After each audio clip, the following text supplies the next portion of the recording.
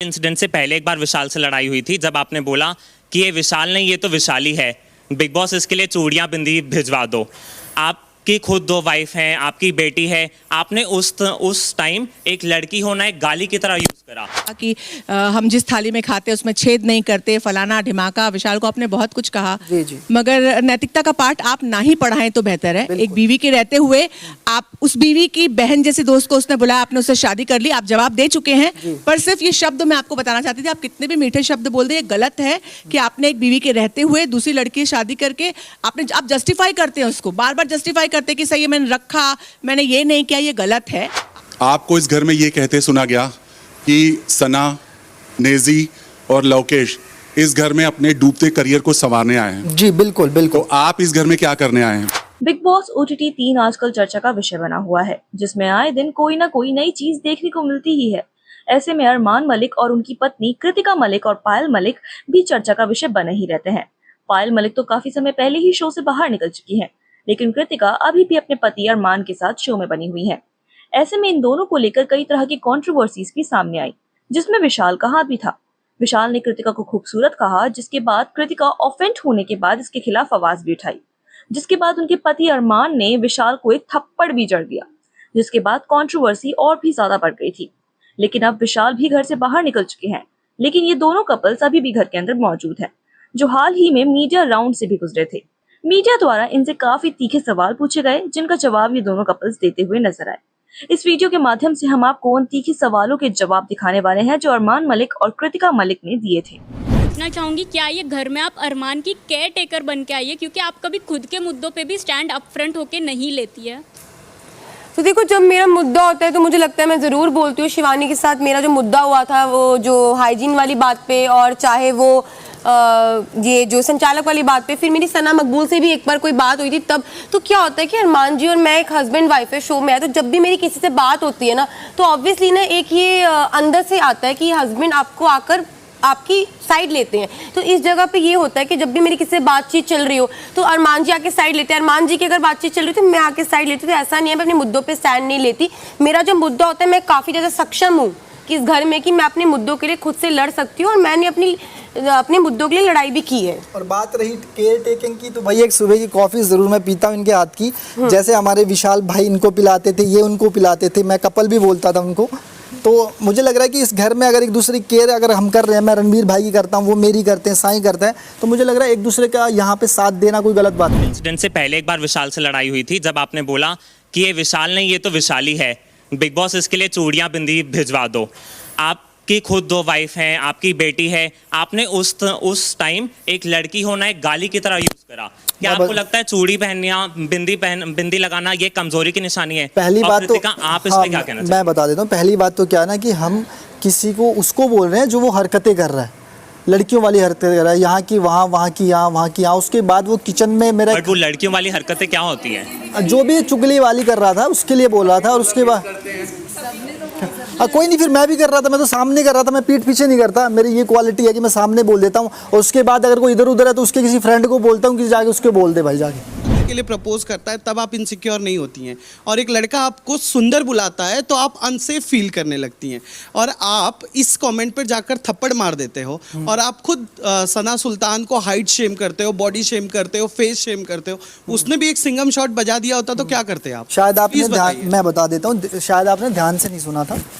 वो body shaming नहीं थी। पहले नंबर तो जब वो यहाँ पे कर रही थी उसको डिस्टर्ब करना था, ठीक है, शीशो वाला। उसमें मैंने बोला अगर तू हिल उतार दोगी तो ये बोलेंगे बच्चा किसका है। सर इसे ही बॉडी शेमिंग कहते हैं सर। चलो आपको लगता होगा उस टाइम उसको डिस्टर्ब। आपको कितने जन को लगता है? सबको वही लगता है, वही बॉडी। चलो सबको लगता है, चलो सबको लगता है, ठीक है। और यहाँ पे वो उससे पहले वो मुझे डिस्टर्ब कर रही थी, ठीक है, मैं उसको डिस्टर्ब कर रहा था। और उसके बाद मैंने बोला अगर तू मेकअप उतार देती होगी तो क्या घर वाले पहचान जाते तुझे?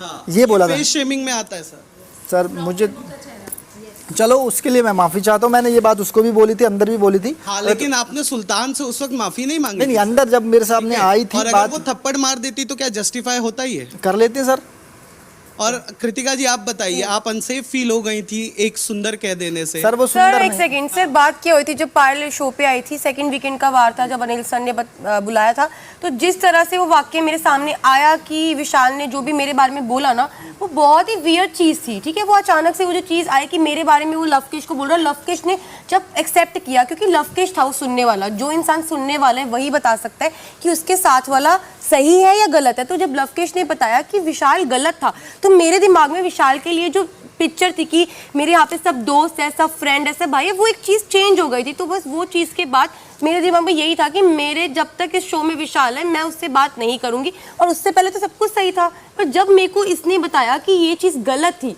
तो ऑब्वियसली बात है जब वो दोस्त बताएगा तो वो चीज़ तो गलत लगेगी ना। और बात मैं यहाँ से एक और कर देता हूँ, आपने बोला, चलो मैंने उसको बोला, उसके बाद अंदर सॉरी बोला, मैंने बोर्डिंग शेमिंग की, और जो रोज मुझे यहाँ बोला जाता है थुलतला, इसको पढ़ना लिखना नहीं आता, मेरे सामने तो कोई नहीं आया सॉरी। 8वीं फेल, ये वो 8वीं रोज फेल बोलते बोला, हैं। जैसे सना सुल्तान मुझे बोलती है इसको मैसेज पढ़ना नहीं थुलतला, आता। इसको मैसेज पढ़ना नहीं आता, या फिर मोटा। उसने तो नहीं बोला सॉरी, क्योंकि मैं लड़का था ना। कि हम जिस थाली में खाते हैं उसमें छेद नहीं करते, फलाना ढिमाका। विशाल को आपने बहुत कुछ कहा, जी, जी। मगर नैतिकता का पाठ आप ना ही पढ़ाएं तो बेहतर है। एक बीवी के रहते हुए आप उस बीवी की बहन जैसे दोस्त को उसने बुलाया, आपने उससे शादी कर ली, आप जवाब दे चुके हैं। पर सिर्फ ये शब्द मैं आपको बताना चाहती थी, आप कितने भी मीठे शब्द बोल दे, ये गलत है कि आपने एक बीवी के रहते हुए दूसरी लड़की से शादी करके आप जस्टिफाई करते हैं उसको, बार बार जस्टिफाई करते हैं कि सही है मैंने रखा, मैंने ये नहीं किया, ये गलत है। आप इसका जवाब दे चुके हैं, सिर्फ ये शब्द मैं आपसे कहना चाहती थी। वेट करते हो कि अरमान आपके लिए मुद्दा ढूंढ के लाए? तो देखो, ये जो हमारी रियल स्टोरी है ना, इस 7 दिन में प्यार, वो ऑलरेडी सबको पता है। मैं इस रियलिटी शो में आई थी तो यहाँ पे जितने भी लोग हमें नहीं जानते थे मैंने सबको बताया, और हम तीनों इस शो में आए थे कि हम तीनों अपना प्यार लोगों को दिखा सकें। क्योंकि बाहर ना बहुत सारे लोगों के क्वेश्चन होता है कि आप तीनों जो साथ में रह रहे हो, क्या वो सच है, क्या वो सच में आप तीनों साथ में रहते हो। तो हम लोग इसलिए इस शो पर आए थे ताकि लोगों को ना ये चीज़ क्लियर होए कि हम तीनों साथ में रहते हैं। बाकी जो मुद्दे वाली बात है आप थोड़ा सा और क्लियर करके प्लीज मैं बता देता हूँ मुद्दा क्या होता है ना, कि अब सोचो विशाल था, उसमें कृतिका ऐड थी, उसके बाद दूसरा मुद्दा हम ले लेते हैं, जब शिवानी ने डिसीजन लिया था कृतिका को पीछे कर दिया और सना मकबूल को आगे कर दिया, वो मुद्दा भी ऐड ऑन था। पर उस चीज के लिए जब ये रेस वाली बात हुई थी, शिवानी संचालक थी, शिवानी ने बोला कि कृतिका तुम हार गई हो और सना चली गई, तो उस मुद्दे में पहले मैं बोली थी। जब मैंने बोला उसके बाद मेरी उससे बातचीत हुई, तो वहां से विशाल बोलने लग गया। जब विशाल बोलने लग गया तो अरमान जी आ गए। तो ऑटोमेटिकली क्या होता है, जब आप एक हस्बैंड वाइफ होते हो और आप एक शो में आते हो, तो अगर वाइफ की बात होती है हस्बैंड बोलते हैं, हस्बैंड की वाइफ होती है तो वाइफ बोलती है कि एक ना नॉर्मल चीज़ है। जब हम यहाँ पे रहते हैं ना, तो आगे से कोई अगर बोल रहा होता है तो ये ऑटोमेटिकली अंदर से ये चीज़ आती है कि हस्बैंड वाइफ एक दूसरे के लिए तो वो स्टैंड लेते हैं। और आप मुझे चीटिंग को जस्टिफाई करते हुए हमेशा नजर आए हो। चीटिंग में आप बताओ क्या किया हमने चीटिंग वैसे? आपको एक कमेंट से इतना बुरा लगा, आप शादीशुदा थे फिर भी 7 दिन में प्यार हुआ। Cheating is a choice. Choice होती तो छोड़ देता ना मैडम, साथ थोड़ी रखता। मैं तो ये पाल को बात छोड़ देता, मैं इससे शादी कर लेता, रखा तो दोनों को ना। तो हर चीज़ ना अलग अलग होती है, मेरे रिश्ते अलग हैं और किसी के अलग हैं। मैं अपने रिश्तों को अच्छे से चला रहा हूँ, कुछ लोग नहीं चला रहे, तो वो अपनी अपनी लाइफ होती है। टुडे मेरा क्वेश्चन अरमान और कृतिका आपके लिए है। आपका जो ये यूनिक रिलेशनशिप है, कहीं ना कहीं ये आपका क्लेम टू फेम है, चाहे वो आपके क्रिएटर जर्नी में हो या बिग बॉस में हो।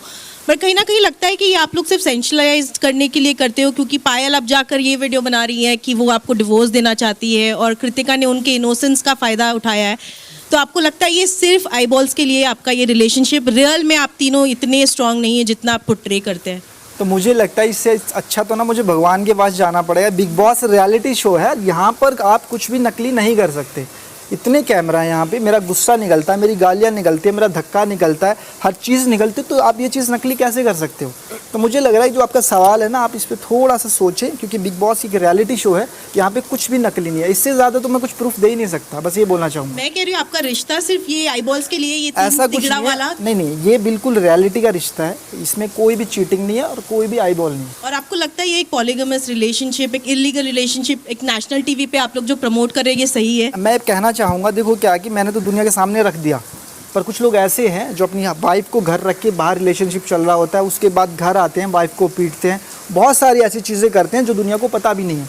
पर मेरे में हिम्मत थी, मैं सामने लेके आया हूँ और उस चीज़ को मेरी वाइफ ये भी एक्सेप्ट करती है, पायल भी करती है। उसके बाद दुनिया क्या सोचे मुझे फ़र्क नहीं पड़ता। आपने सना को ये कहा था, सना और विशाल से ये कहा था, इन जैसों को तो मैं काम पर रख सकता हूँ। बिल्कुल। तो क्या इसका ये मतलब है कि आपको आपके पैसों का बहुत घमंड है, और अगर आपके पास इतना ही पैसा है तो आप इस शो में क्यों आए?